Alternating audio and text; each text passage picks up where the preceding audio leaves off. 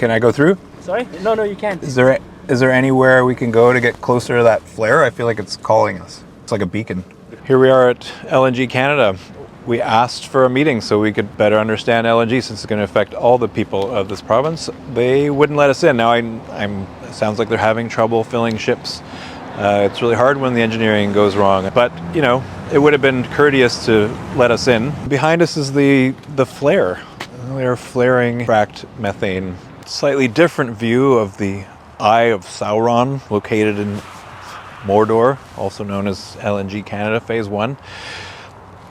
We talked to some locals, and this flare, there was an unplanned flaring event a few days ago, and apparently this flame was 300 feet high, and they said the air was so thick you could taste it. The particulate and the toxic chemicals that come out of that flare will sit in this valley. There is a study being undertaken by UVic researchers focused on LNG plants on the Texas Gulf Coast, and it'll be applied to wood fiber LNG in the Sea to Sky, and it will try to quantify, first of all, how much flaring there is, because there's a lot more than the companies will predict and will admit to, but also what those health impacts are when it sits in the valley during a winter inversion. This exhaust from this flare can cause heart disease, asthma, and possibly preterm birth. When we looked at it for wood fiber, Britannia Beach and Squamish are both relatively close, and the threat to maternal health and the possibility of low birth weight and preterm birth is extremely severe. So every time something goes wrong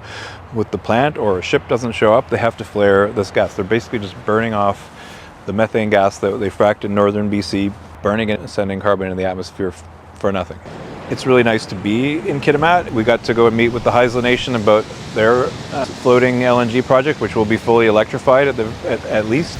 This one is gas-fired, massive amount of emissions. This is a carbon bomb bigger than any other LNG plant, and they're thinking about doubling it in size. So they haven't even got LNG Canada Phase 1 running properly yet. Apparently they've filled 10 ships. It's supposed to be one a day, and they've filled 10 in the last 10 weeks. Now both the provincial and federal governments are gung-ho to build Phase 2 and double the amount of methane gas we export across the ocean. What does that mean, fast tracking? What does that mean, putting them on a list? It's already approved. Unless they're going to force them to electrify it, what's the benefit of putting them on some special list? If this industry can't stand on its own 2 feet without subsidy, then what is it doing in British Columbia?